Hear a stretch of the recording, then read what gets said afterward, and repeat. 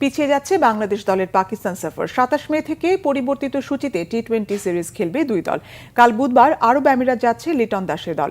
আগামী Asia cup এবং বিশ্বকাপের প্রস্তুতিতে পাকিস্তানের বিপক্ষে বাংলাদেশের ৩ ওয়ানডে ও ৩ টি-20 সিরিজকে বদলে করা হয় শুধু ৫ ম্যাচের টি-20 সিরিজ। চূড়ান্ত হয় সূচিও। সংযুক্ত আরব আমিরাতে ২টি টি-20 খেলে পাকিস্তান যাওয়ার পরিকল্পনাও নেওয়া হয় টাইগারদের সফরে। ২৫ মে থেকে শুরু হওয়ার কথা ছিল সিরিজটি, কিন্তু ভারত পাকিস্তান যুদ্ধের প্রভাব পড়ে ক্রিকেটে বন্ধ হয়ে যায় PSL। অনিশ্চয়তায় পড়ে পাকিস্তান বাংলাদেশ সিরিজও। তবে ভারত পাকিস্তান যুদ্ধে অস্ত্রবিরতির পর অচলাবস্থা কাটিয়ে নতুন উদ্যমে যাত্রা শুরু করছে পাকিস্তানের ক্রিকেট।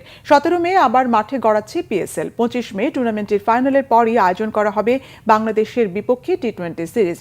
পিসিবির দেয়া নতুন সূচি অনুযায়ী ২৭ ও ২৯ মে এবং ১ জুন প্রথম ৩টি ম্যাচ হবে ফয়সালাবাদে। ৩ ও ৫ জুন সিরিজের বাকি ২ ম্যাচ রাখা হয়েছে লাহোরে।